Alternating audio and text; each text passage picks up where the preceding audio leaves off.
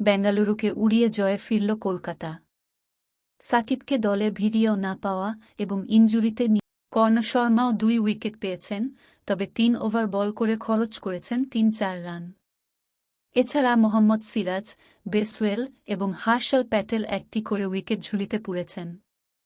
জবাব দিতে নেমে শুরুটা ভালো হয়েছিল বেঙ্গালুরুর।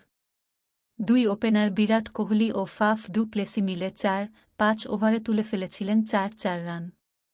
কিন্তু 3 বলের ব্যবধানে দুজনেই বিদায় নিলে খেয়ে হারিয়ে ফেলে দলটি।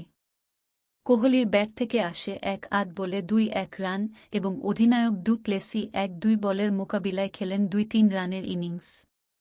এরপর কার্যত ম্যাচ থেকেই ছিটকে যায় বেঙ্গালুরু। 2 প্রান্তেই চলে আশার মিছিল। দলীয় 8-6 রানে 8 উইকেট হারিয়ে ফেলে দলটি। শেষদিকে উইলির 2-0 এবং আকাশদ্বীপের 1-7 রানের ইনিংসে ভর করে কোনোমতে 1-2-0 ছাড়ায় বেঙ্গালুরু। 1-7-4 ওভারেই গুটিয়ে যায় তাদের ইনিংস। বল হাতে কলকাতার বরুণ চক্রবর্তী মাত্র 1-5 রান খরচে তুলে নিয়েছেন 4 উইকেট।